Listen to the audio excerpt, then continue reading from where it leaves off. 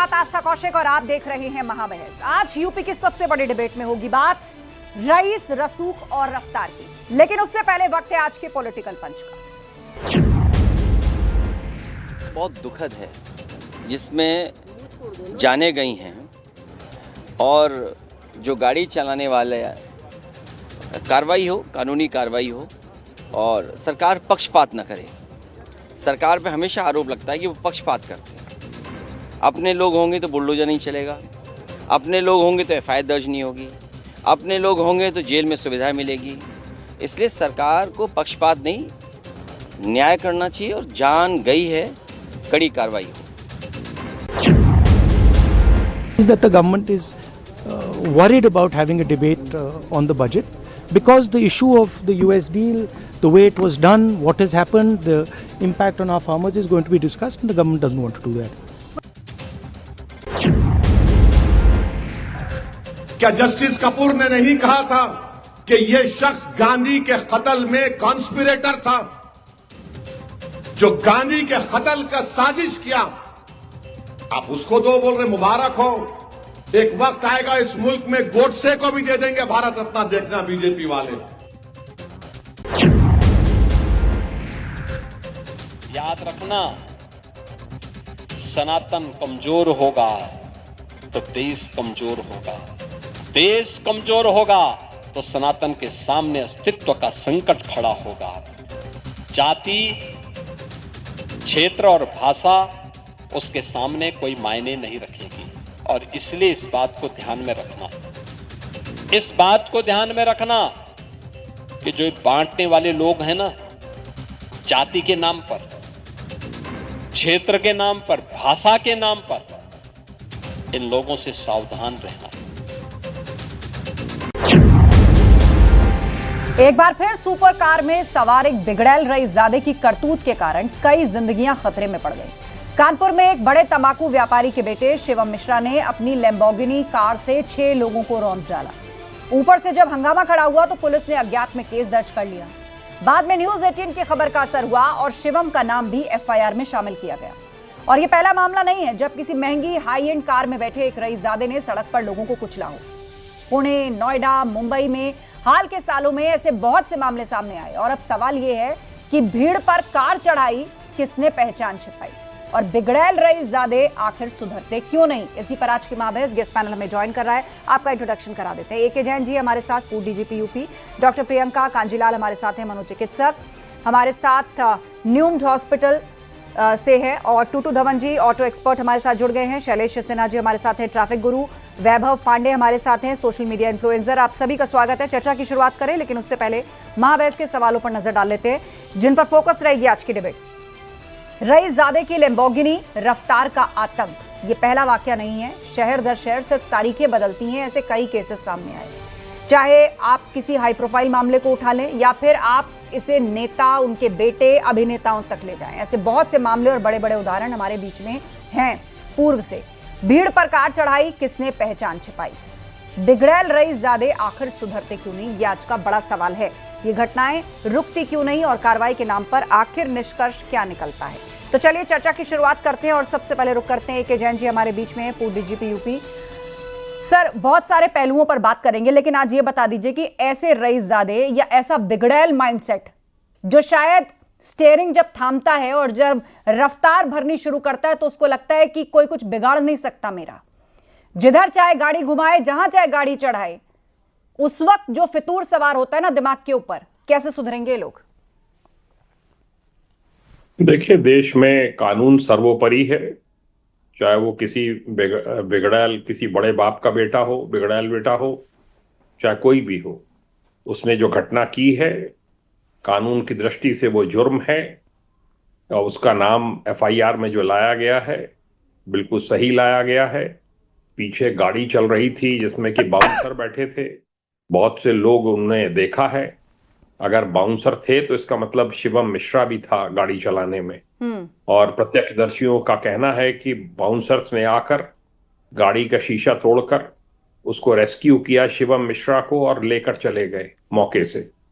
कहते हैं कि उसके भी कुछ चोटें आई हैं कि नहीं ये तो मुझे पता नहीं, ये तो जहां पे एडमिटेड है वहां से पता चलेगा। जी। पर यह है कि पुलिस कमिश्नर कानपुर श्री रघुवीर लाल का बयान आ गया है, उन्होंने खुद संज्ञान लिया है और उन्होंने कहा है कि कड़ी से कड़ी कार्रवाई अभियुक्त के विरुद्ध होगी और होनी भी चाहिए। एक एग्जम्पलरी एक्शन ऐसे लोगों के विरुद्ध होना चाहिए, अन्यथा समाज में लोगों का विश्वास कानून के ऊपर से उठ जाएगा। बिल्कुल, लोग ये ना सोचे कि मामला हाई प्रोफाइल है या किसी बड़े व्यापारी से जुड़ा है तो बात आई गई हो जाएगी। हमारे साथ टूटू धवन जी हैं, ऑटो एक्सपर्ट। टूटू धवन जी, एक धारणा हमेशा से समाज में रही है कि ये जितनी भी हाई एंड गाड़ियां हैं या बहुत सारे ऐसे इंपोर्टेंट मॉडल्स भी हैं जो भारत में मिलने लगे हैं, वो शायद इंडियन रोड्स के लिए उतने कंपैटिबल नहीं हैं। यहाँ की समस्याएं अलग हैं, यहाँ की पॉपुलेशन और जो टाइप ऑफ रोड है वो भी बहुत अलग है और लोगों के एटीट्यूड तो अलग है ही, हम देख रहे हैं इस ताज़ा मामले में। तो एक लैम्बोर्गिनी कार थी, अब इसके बारे में आप हमें बताइए, इसकी स्पीड, इसका पिकअप, कैसे इसका जो फितूर था उसको जब रफ्तार का साथ मिला तो ये किसी पर गाड़ी चढ़ाने से भी गुरेज नहीं कर रहा है। तो ऐसे है जैसे कि बंदूक में से गोली निकलती है, ऐसी स्पीड है उसकी।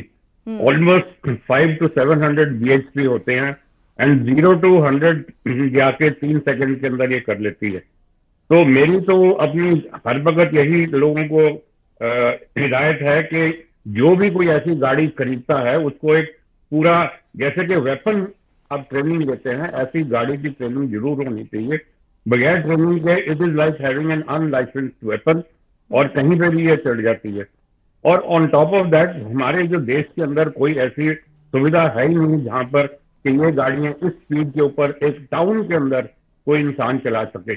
आपको शायद पता ही है कई हादसे ऑलरेडी हो चुके हैं, एक पूना में भी हुआ, यहाँ दिल्ली में भी हुए एंड वेरियस अदर प्लेसेस। तो मेरे को तो नहीं पता लगता कि ये लोगों बड़े बड़े लोगों के जो स्टॉक हैं ये कहाँ से कंप्लीट हो सकते हैं। हमारे पास जो एक ही F1 ट्रैक है जो वो भी नहीं चलता, बुध इंटरनेशनल जो ग्रेटर नोएडा में है, और जो ये गाड़ियां जो लेके आते हैं उनके लिए एक ये सुविधा है कि वो वहां पे संडे को अपनी गाड़ी जाके अपना फतूर निकाल लें, अपनी गर्माहट खत्म हो जाए। ये हाईवे के ऊपर गाड़ी नहीं चल सकती, ये टाउन के अंदर गाड़ी नहीं चल सकती। They are dangerous, they are actually dangerous. ये महत्वपूर्ण पॉइंट आपने बताया कि इस तरह की गाड़ियां टाउन के अंदर या हाईवे के अंदर नहीं चल सकती। और ये देखिए, एक शहर के अंदर, कानपुर जैसा शहर, सभी जानते हैं कि ठीक है विकास हो रहा है, लेकिन अभी आप देखिए दिल्ली मुंबई से कंपेयर करने लग जाएं तो कानपुर अभी एक ऐसा शहर है जो पॉपुलेटेड है। धीरे धीरे वहां पर रोड, फ्लाईओवर्स, अंडरपास बन रहे हैं और ऐसे में एक लैम्बोर्गिनी लेकर एक लड़का निकलता है और उस तरह किसी कोड आके चला जाता है। हमारे साथ शैलेश सिन्हा जी है, ट्रैफिक गुरु। शैलेश जी, आप क्या बताना चाहेंगे इसे लेकर? अभी जिक्र तो किया एक 2 टियर सिटी, उसमें लैम्बोर्गिनी की स्पीड और चलाने वाला फितूर उसके दिमाग में इस कदर कि उसको नजर नहीं आ रहा है कि सामने कौन है। बाउंसर ना आते तो ये वहीं धरा भी जाता।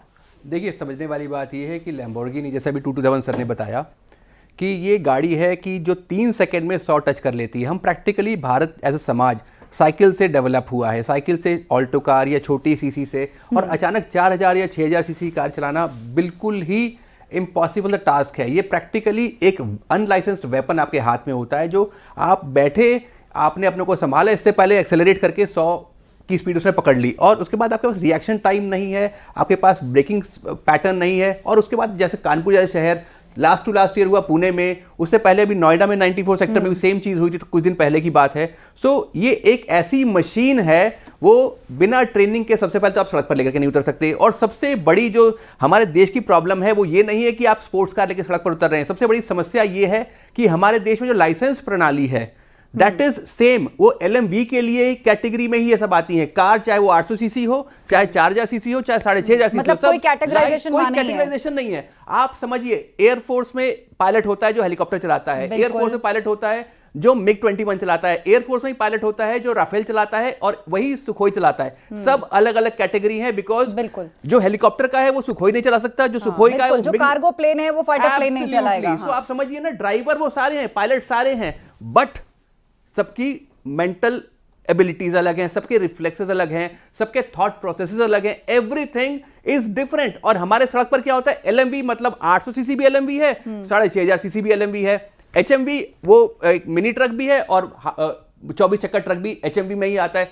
तो प्रॉब्लम यहां पर ये नहीं है कि आपके पास लोग स्किलफुल हैं या नहीं है, प्रॉब्लम यह है कि हमारी लाइसेंस प्रणाली गलत है। आपके पास अगर लैम्बोर्गिनी की मार्केट है, फेरारी का मार्केट है, पोर्शा का मार्केट भारत के अंदर है, तो सबसे पहला पार्ट यह है कि इसके लिए सबसे पहले अलग ट्रेनिंग होनी चाहिए, उसके बाद इसकी लाइसेंसिंग अलग होनी चाहिए। आप 100 सीसी बाइक ये बहुत महत्वपूर्ण पॉइंट है। सिर्फ पैसा आ जाना आपके पास काफी नहीं है कि आप कुछ भी इंपोर्ट करा ले, या भारत में अगर वो बिकने भी लग गया तो उसके लिए तैयारियां होती हैं कि ऑन रोड आने से पहले भाई उसकी स्टीयरिंग किसके हाथ में है, उसकी ट्रेनिंग कैसी है, उसका लाइसेंस किस कैटेगरी का है, उसको टेस्ट किस किस लेवल पर किया गया है, किस तरह की सड़क पर उसको जाना चाहिए, टाउन के अंदर, हाईवे पर कहां चलना चाहिए, नहीं चलना चाहिए। बहुत सारी बारीकियां हैं जो इग्नोर होती हैं और ये प्रशासनिक तैयारियों के अंदर आना चाहिए। वैभव पांडे जी हमारे साथ हैं, सोशल मीडिया इन्फ्लुएंसर। वैभव जी, हम हाल ही में देख रहे हैं लोगों पर रील का बहुत बुखार चढ़ा है, और उस रील को जब स्पीड का साथ मिलता है ना, और खास तौर पर कोई ऐसी गाड़ी हो, तो लोग समझते हैं कि बस आज तो व्यूज या अट्रैक्शंस की बारिश हो जाएगी। तो इस रील कल्चर ने भी बहुत ज्यादा वो एड्रेनलिन रश को हाई किया है कि बस स्टीयरिंग हाथ में आया, और एक जो वो हीरोइक फॉर्म में लोग आना चाहते हैं, उनको नजर नहीं आता कि हम कहां पे हैं, हम किस तरह की सड़क पे हैं, सामने शहर है, पॉपुलेशन है। जी बिल्कुल, मैं यहाँ पे एक लाइन कहना चाहूंगा, कहते हैं सर्वे गुणा कांचनम आश्रयन्ति, यानी कि जो सब गुण हैं वो सोने में चिपके हुए हैं, यानी कि जो धनवान है, जो सक्सेसफुल है, वो कुछ भी कर सकते हैं, ऐसी मानसिकता कई बार हो जाती है। मुझे ये बात लगती है कि हमें इस बात के ना रूट कॉज पर जाना चाहिए। गलती हो कहां पे रही है? गलती वहां पे हो रही है जहां पर हम निंदक नियरे राखिए का कंसेप्ट भूलते जा रहे हैं। आजकल कोई किसी की निंदा ही नहीं करता। आप किसी बच्चे को, किसी कॉलेज या स्कूल के बच्चे को टोक नहीं सकते, क्योंकि पेरेंट्स के लिए हर बच्चा एक खिलौने जैसा है, एक एक दो दो ही है उनके पास। उनको लगता है कि अगर इसको किसी ने टोक दिया तो कोई बहुत बड़ी प्रॉब्लम हो जाएगी। तो मुझे लगता है ये सारी प्रॉब्लम्स का जो जड़ है वो ये बात ये है कि एक दूसरे को फीडबैक भी नहीं दे सकते। आप अपने मोहल्ले के बच्चे को ये बता नहीं सकते कि वो कहां पे गलती कर रहा है, क्योंकि पेरेंट्स वो गलती एक्सेप्ट ही नहीं करेंगे। जब मुझे पता चला कि न्यूज 18 पे आज ये डिबेट है, तो मैं उसी बारे में सोच रहा था, और अपने कवि मन से, क्योंकि हृदय को बहुत बुरा लगता है जब ऐसा कुछ होता है, मैंने लिखा, टीचर को गलत बताते बताते, अपनों की गलती छुपाते छुपाते, हम इंसान से जानवर बन गए संस्कारों को भुलाते भुलाते। श्री राम भी हैरान हो जाएंगे इतने रावण मिटाते मिटाते। खुद के लिए नरक का द्वार खोल रहे हैं हम बेगुनाहों को दबाते दबाते। मुझे लगता है कि रील्स के लिए, व्यूज के लिए, या सिर्फ अपनी पैसे की धमक को और चमकाने के लिए जब भी हम कानून तोड़ते हैं, जब ऐसी लाइंस आती है ना, चचा विधायक हैं हमारे, या फिर तुम्हें पता है मेरी सोर्स कितनी है, ये उस मानसिकता की वजह से इस तरह के मर्डर्स हो जाते हैं। और हमें बात समझनी पड़ेगी कि अगर ये जो चिंगारी का खेल है ये इतना बुरा होता है कि औरों के घर जलाने का सपना सदा अपने घर में खड़ा होता है, अटल बिहारी वाजपेयी जी ने कहा था। ये इतना रेलेवेंट पॉइंट है कि अगर पूरा समाज खराब हो गया तो हम जाएंगे कहां? क्योंकि जब एक चमचमाती गाड़ी तेज स्पीड से निकलती है, एक्सीडेंट देखने के बाद भी नहीं रुकती या करने के बाद भी नहीं रुकती, तो एजुकेशन सिस्टम और सोसाइटी को मिलता है जीरो। और ये बड़ा जीरो आज हम सबको मिला है। तो इस एग्जाम में हम बुरी तरह फेल हुए हैं। कोशिश करते हैं अवेयरनेस से और नियमों को फॉलो करने वालों की तारीफ करने से इस बात को आगे बढ़ाते हैं। ठीक है, डॉक्टर प्रियंका हमारे बीच में, मनोचिकित्सक। डॉक्टर प्रियंका, यहां पर जो गाड़ी चला रहा है उसकी तो बात हो रही है, उसकी तो साइकी में हम जाएंगे ही। दूसरा, उसको रईस ज़्यादा कहकर संबोधित किया जा रहा है क्योंकि वो एक बड़े व्यापारी का बेटा है। व्यापारी जिसके पास बहुत सारा पैसा है, उसको किसी चीज़ की कमी नहीं है, और बहुत हद तक मुमकिन है कि उनकी लाइफ की एक जर्नी रही हो, आज उनके पास सब कुछ है, और बेटे की कोई डिमांड आई तो उन्होंने चाबी उठा करके पकड़ा दी।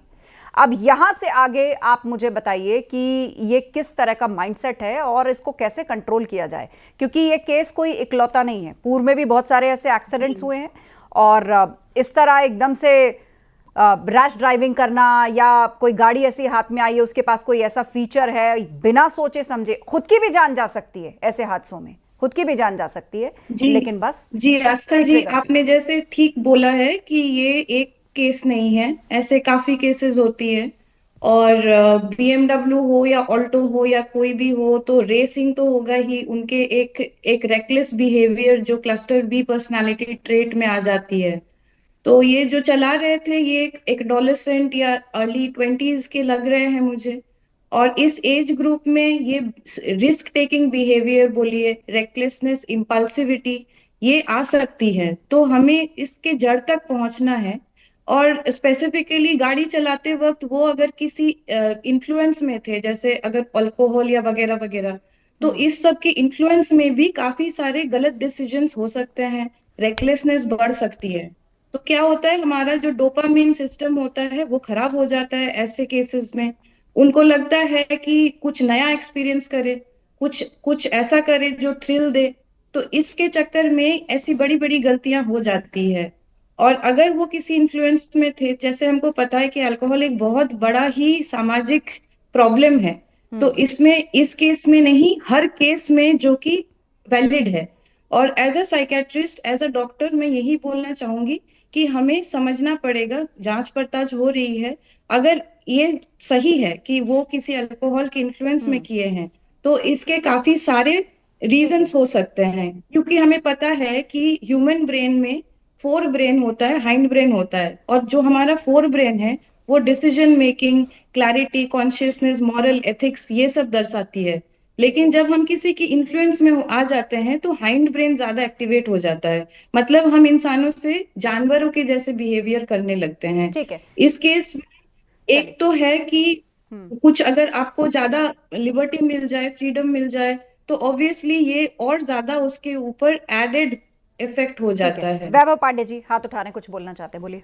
ये कहना चाह रहा था कि जापान में जैसे नियम है कि पहले 8 साल तक, मतलब जब तक बच्चा 8 साल की उम्र तक नहीं होता तब तक लाइफ स्किल सीखेगा, उसको रोड का सेंस, फैमिली का सेंस, एम्पैथी, ये चीजें सिखाई जाएंगी। जब तक हम वो मार्क्स की मानसिकता से निकलकर इधर नहीं आएंगे ना, तब तक फायदा नहीं होगा। एनईपी ने इसमें कई सारे स्टेप्स लिए हैं, न्यू एजुकेशन पॉलिसी में काफी इस पर बात है, प्रोजेक्ट बेस्ड लर्निंग है। इस बदलाव की शुरुआत स्कूलों से होगी, और उत्तराखंड जैसे कई राज्यों ने गीता का एक श्लोक स्कूल असेंबली में मैंडेटरी करा है।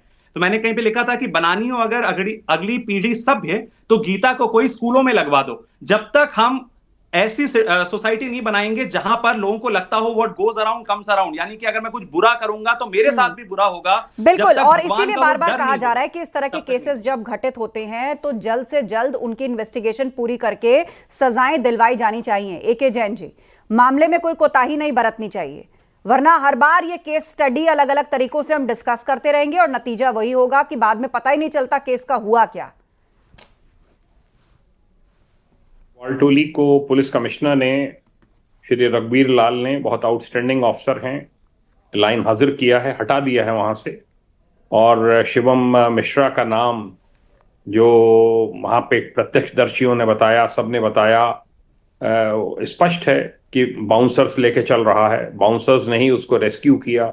बताते हैं कि दरवाजा खुल नहीं रहा था, इसका मतलब बड़ा जबरदस्त इम्पैक्ट था एक्सीडेंट का, और शीशे तोड़ के उसको निकाला है बाहर। तो ये दिखाता है कि कितनी स्पीड से गाड़ी चला रहा था। इंडिया की सड़कें जहां पर 140 करोड़ पॉपुलेशन है, ये बिल्कुल सर, ये सारी चीजें तो हम डिस्कस कर रहे हैं, लेकिन इसमें जो मेन पॉइंट है वो ये है कि सजा होनी चाहिए, सजा होनी चाहिए। और जिसकी मांग हो रही है, एफआईआर में नाम आ चुका है, न्यूज़ 18 ने इस खबर को दिखाया, उसके बाद एफआईआर में नाम डाला गया, लेकिन उससे पहले अज्ञात में ये नाम चल रहा था, क्योंकि ये चीजें मैसेज के लिए बहुत जरूरी होती हैं। शैलेश जी। अच्छा, पॉइंट मैं यहाँ पर ये बोलना चाहूँगा आस्था जी कि ये सिनेरियो ये नहीं है कि एक्सीडेंट हुआ। हमारे देश में हर रोज़, जैसे हमारे शो अगर 1 घंटा चलता है तो 21 लोग सड़क दुर्घटनाओं में मर जाएंगे। That simply makes the figure to around 500 people in 24 hours, right. ये तो एक लैम्बोर्गिनी का केस है, तो हम इसको इतना डिस्कस कर रहे हैं। प्रैक्टिकली ये हर 15 मिनट, हर 10 मिनट, हर 20 मिनट पे होता चला जा रहा है, और मृत्यु भी इतनी सारी हो रही हैं। पॉइंट यहाँ पर यह है कि एज एजुकेशन सिस्टम लेकर के आइए कि vehicle is a weapon if not used right. और हर आदमी के अंदर इतना बोध होना चाहिए कि अगर मैं गाड़ी चला रहा हूं तो मेरी रिस्पॉन्सिबिलिटी है कि मैं खुद भी सेफ रहूं और किसी और को भी सेफ रखूं। आप मानेंगे देश के अंदर लगभग 2 लाख लोग हर साल सड़क दुर्घटनाओं में मरते हैं, और इतने ही परमानेंट डिसेबल होते हैं, राइट। नंबर 1। नंबर 2 क्या होता है कि हमें यह आइडिया नहीं है कि मेरा रिएक्शन टाइम क्या है, मेरा रिस्पॉन्सिबल बिहेवियर क्या है। 2 लाख लोग जो मरते हैं उसमें 70% एक्सीडेंट ऐसे होते हैं जहां पर इररिस्पॉन्सिबल बिहेवियर है ड्राइवर का। इररिस्पॉन्सिबल मतलब अगर 70% लोग बचाए जा सकते थे जो नहीं बचे। यहां पर सारा का सारा जो थॉट प्रोसेस है, सारा रिस्पॉन्सिबल बिहेवियर का आता है। देश में एक थॉट प्रोसेस कि मेरा national character towards myself तो है ही, towards other people on the road भी है। मेरी रिस्पॉन्सिबिलिटी है कि मेरी जर्नी सेफ हो, मेरे आसपास चलने वाले सबकी सेफ हो, और कहीं ना कहीं मेरी गलती से किसी के घर में कोई परेशानी या कोई दुष्प्रभाव ना आए। बिकॉज मैं फिर बताता हूं, vehicle is a weapon if not used right. और लाइसेंस अपने आप में एक वो सर्टिफिकेट है जो अश्योर करता है दुनिया वालों को भी कि आप एक समझदार रिस्पॉन्सिबल ड्राइवर हैं। सो बस इतना आप समझ के चलिए कि ये BMW, लैम्बोर्गिनी, पोर्शा केस नहीं है, ये एक वो केस है कि हमारे देश में हर रोज ऐसे 487, 450 मृत्यु रोज हो रही हैं every day. So this needs to be taken into consideration that yes, vehicle is a weapon और हमें उसका ख्याल रखना है. लैम्बोर्गिनी न्यूज बनाती है, पोर्शा न्यूज बनाती है, BMW न्यूज बनाती है, बट ये केस परमानेंट हो रहे हैं, रोज हो रहे हैं. सरकारों को यहां पर उठना जरूरी है और हमारा एक दायित्व बनता है कि समाज को जागृत करें कि सबका ख्याल एक लाइसेंस सिस्टम पर भी यहाँ महत्वपूर्ण सवाल आया है. और लाइसेंस किस तरह बनाए जा रहे हैं, सिर्फ इसलिए नहीं कि ये गाड़ी इंपोर्टेड है या उसके लिए डिफरेंटली एक कोई ट्रेनिंग की जरूरत है. नॉर्मली भी अगर कोई रोड पर जाता है तो हमारा लाइसेंस सिस्टम कितना ट्रांसपेरेंट है? क्या आज भी लाइसेंस ऐसे बनते हैं कि भाई लोग लाइसेंस बनवाना है तो पूछते हैं है कोई एजेंट, या कितने मामलों में उस प्रोसेस को सही फॉलो किया जाता है? ये भी सवालों के घेरे में. टूटू शर्मा जी हमारे बीच में, ऑटो एक्सपर्ट. टूटू शर्मा जी, आपसे समझना चाहेंगे कि अब इंडिया तो देखिए आबादी वाला देश है, पैसा भी यहाँ पर लोगों के पास है, जो जिनके पास है ऐसी गाड़ियां खरीदने का, तो फिर क्या ऐसी गाड़ियों को कानपुर जैसे शहर या 2 टियर सिटीज में चलाया ही नहीं जा सकता या लाया ही नहीं जा सकता? क्या किया जाए? देखिए, ये गाड़ियों के चलाने के लिए आपको जरूर एक स्टैंडर्ड बनाना पड़ेगा जिसके अंदर आपको ये लाइसेंस मिलने से पहले पूरी ट्रेनिंग मिले कि आप इस स्पीड की गाड़ी और इस पावर की गाड़ी को कंट्रोल कर सकते हैं. जैसे कि आपको पहले बता चुके हैं, you have different pilot for different aircraft. ऐसे ही ये गाड़ियां हैं जो हमारी मारुति 800 है, उसको चलाने के बाद आप लिम्बोर्गिनी चलाना चाहेंगे तो आपको बहुत फर्क है. लेकिन कानपुर जैसे, सर मेरा सवाल ही था, कानपुर जैसे शहर की रोड के लिए क्या वो सही है, फिट है ये गाड़ी? बिल्कुल भी नहीं. मेरे अपने हिसाब से तो ये कानपुर जैसी सड़क पे तो आनी ही नहीं चाहिए. This car should not go to Kanpur at all, क्योंकि वहां पे तो सड़क ही नहीं है जिस यहाँ पर ये चल सके गाड़ी. तो आए कि हाईवे के ऊपर कहीं चला सकें, एक्सप्रेस वे पे. और आजकल तो ये आपको पता है एक्सप्रेस वे के ऊपर भी 120 kilometre is the maximum speed. और ये गाड़ियां जो 350-400 किलोमीटर अटेन कर सकती हैं in fraction of a minute, तो आप you can very well imagine कि ये how dangerous it can be. तो हाईवे के ऊपर भी इन गाड़ियों का उपयोग करना या कंट्रोल करना is a great thing to have. AK Jain sir, आपसे जानना चाहेंगे कि लाइसेंस किसी को इशू करने से पहले ऑनेस्टली कितना फॉलो किया जा रहा है वो प्रोसेस? इसको कोई देखता है?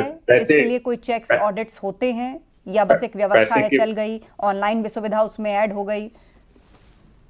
पैसे के बल पे आप कुछ भी करा सकते हैं. लाइसेंस सुविधा जो है बहुत आसान है लाइसेंस बनवाना. लाइसेंस तो कोई इशू ही नहीं है. और एक इस केस के बारे में और कहना चाहूंगा, जो मैं कहना चाह रहा था कि बताते हैं कि ये ड्रंक था, इसको जल्दी से जल्दी ढूंढकर इसका टेस्ट होना चाहिए, क्योंकि वो बड़ी क्रूशल एविडेंस होगी कि ये शराब पिए हुए था और शराब के नशे में इसने इस प्रकार की दुर्घटना की है, जो कि और भी घातक है. पता नहीं कितने लोगों को ये मार सकता था शख्स. ये तो ईश्वर की कृपा रही कि उसमें लोग बच गए. उसमें इंजरीज आई हैं, सीरियस इंजरीज आई हैं. और इसमें जो है बहुत डिटरेंट एक्शन होना चाहिए और एक ऐसा एक्शन होना चाहिए जो सबके लिए मिसाल बने देश में. बिल्कुल. वैभव पांडे जी, मुझे बताइए कि लाइसेंस चाहे 2 व्हीलर का हो या 4 व्हीलर का हो, हम मॉडल की बात ही नहीं कर रहे हैं, कितनी आसानियां, कितना मुश्किल है इसको बनाना भारत के अंदर? देखिए, अगर मैं बिल्कुल ऑनेस्टली बोलूं तो नियम को सरपास करने में जो एक मजा की सेंस है, या फिर जिसको हम जुगाड़ वाले टेक्नोलॉजी की बात करते हैं कि कैसे लोग बड़े खुश होते हैं बताते हुए कि कैसे उन्होंने नियम को आसानी से पार पा लिया, ये अक्रॉस डिपार्टमेंट्स है समाज की, ये अक्रॉस डिपार्टमेंट्स है. और लोगों को एक सेंस ऑफ प्राइड फील होता है और लोग इस बारे में सोशल मीडिया और अलग अलग जगह बात करते हैं कि कैसे वो इससे पार पा पाए. जब तक लोग नियम तोड़ के खुश होंगे तब तक इस तरह की प्रॉब्लम्स आती रहेंगी. मैं बार बार ये रिपीट कर रहा हूं कि इसके मूल कॉज पे जाना होगा और समझना होगा कि ये जो माइंडसेट है कि मैंने नियम तेज करा मैं फिर भी बच गया, चेंज करा मैं फिर भी बच गया, मैंने गाड़ी तेज चलाई मैं फिर भी बच गया, मुझे पता है कैमरास कहां पर हैं, ये भी बहुत आम स्टेटमेंट है. मुझे पता है कैमरा कहां पर है, मैं वहां गाड़ी धीरे कर लेता हूं. मैंने अपने बेटे को गाड़ी दी हुई है क्योंकि उसको ट्यूशंस जाना होता है. मैंने अपने बच्चे को फोन दिया हुआ है क्योंकि उसको ट्यूशंस जाना होता है. इस तरह का माइंडसेट जब तक घरों में चेंज नहीं होगा ना, तब तक इस तरह की न्यूज डिबेट बार बार करनी पड़ेगी और ये बहुत ही अनफॉर्चुनेट है. मैं पेरेंट्स के लिए ये कहना चाहूंगा, पैसे जिनके लिए कमा रहे हो, दिन रात जिनके लिए खपा रहे हो, बुढ़ापे में 2 बातें तुम्हारी सुने, क्या ऐसा उन्हें बना रहे हो? नहीं बना रहे हम. एंड दैट्स द प्रॉब्लम, जिस वजह से इस तरह के केसेस होते हैं। हम बार बार कार की ब्रांड का नाम लेते हैं, पर्सन का नाम लेना जरूरी है। इन लोगों को शेम फील होनी चाहिए कि इनकी वजह से जाने गई, और जब वो शेम इनके साथ जन्म भर रहेगी तब शायद जाके थोड़ा सुधार आएगा और लोगों के लिए एग्जाम्पल सेट होगा। अभी सर ने बोला एग्जाम्पल सेट होना बहुत जरूरी है, वाकई। अगर बिल्कुल, और वो तभी होगा जब मामले में कार्रवाई ठीक से होगी। और दूसरा ये कि ये जो पूरा लाइसेंस सिस्टम है या इस तरह की गाड़ियों को कैसे रोड पे ले जाना है, कौन उसको चला पाने में सक्षम है, इस पर ठीक से काम होगा। डॉक्टर प्रियंका हमारे साथ हैं। डॉक्टर प्रियंका, आप बताइए कि ये इंसिडेंट इन्होंने विटनेस किया, गाड़ी तेज चलाई, कोई मरते मरते बचा, इनको भी बाउंसर उठा करके ले गए। पहले तो इनका नाम भी एफआईआर में नहीं था, या कुल मिलाकर एक मामले से ये लगभग बच ही निकले थे, लेकिन ये फंस गए। न्यूज़ 18 ने इस खबर को दिखाया। तो अब मुझे बताइए कि एक ऐसा तो है नहीं कि ये आखिरी बार है, आने वाले समय में ये फिर कभी गाड़ी चलाएंगे, या इन जैसे लोग हैं जो गाड़ी चलाते होंगे उस मानसिकता के साथ चलाते होंगे? कैसे इनको सही किया जाए? इनको कैसे ये समझाया जाए कि भाई ये दूसरों की जान से खिलवाड़ नहीं, आपकी खुद की भी जान से खिलवाड़ है? देखिए, मैं फिर से एम्फेसाइज करूंगी, जैसे डीजीपी सर ने बोला है कि the person was under the influence of alcohol, तो ये चीज बहुत बहुत इंपॉर्टेंट हो जाती है। इसमें काफी सारे जो हमारे न्यूरो सर्किट्स होते हैं वो चेंज होते हैं। बिल्कुल, वो सब आपने एक्सप्लेन किया। मुझे ये बताइए कि क्या काउंसलिंग होनी चाहिए और क्या काउंसलिंग हेल्प करती है ऐसे लोगों को समझा पाने में? कैसे डील किया जाए? बिल्कुल, ऐसे लोगों के लिए लॉन्ग टर्म थेरेपी होती है, लॉन्ग टर्म सेशंस होते हैं। अल्कोहल छुड़वाना कोई नामुमकिन बात नहीं है, लेकिन एक बहुत बड़ा प्रॉब्लम है जिसके लिए अवेयरनेस बहुत जरूरी है मेंटल हेल्थ की। ये एक समस्या है, उसको एक्सेप्ट करना है दुनिया वालों को, और इस चीज से निकलने के लिए हमारे पास सारी सुविधाएं हैं। रिहैब सेंटर्स है जो कि वेलनेस सेंटर होती है, ना कि डी एडिक्शन जैसे पिछले जमाने में हुआ करती थी। अभी वहां पे जाके आप हील हो सकते हो, एक लगातार वहां पे रह के आप खत्म हो रहा है, लेकिन इशू बहुत जरूरी है और जरूरी है इस पर कार्रवाई भी, ताकि मैसेज लोगों तक जाए। और कुछ जो पॉइंट्स इस चर्चा के माध्यम से निकल के आए हैं प्रशासनिक लेवल पर, सरकार के लेवल पर, उन सबको एड्रेस किया जाए। आप सभी मेहमानों का धन्यवाद इस चर्चा में शामिल होने के लिए। तो एक बार फिर से सुपर कार में सवार एक बिगड़ैल रईसजादे की करतूत की वजह से कई जिंदगियां खतरे में पड़ गईं। गनीमत है जान तो बच गई, लेकिन ये लड़का एक तंबाकू व्यापारी का बेटा है। नाम है शिवम मिश्रा। अपनी लैम्बोर्गिनी कार से 6 लोगों को इसने रौंद डाला, और जब हंगामा खड़ा हुआ तो पुलिस ने अज्ञात में केस दर्ज किया। मीडिया में बात आई, न्यूज़ 18 ने खबर को दिखाया, और तब जाकर उसका नाम एफआईआर में दर्ज किया गया। अब लोग मांग कर रहे हैं कि इस केस में कोई तो एक्शन ऐसा होना चाहिए कि इस जैसे बिगड़ैल माइंडसेट लोगों तक कोई मैसेज जाए, उनके अंदर कोई डर आए और उसके साथ साथ जिम्मेदारी भी आए। महाबहस में इतना ही। खबरें जा रही हैं, आप बने रहिए हमारे साथ।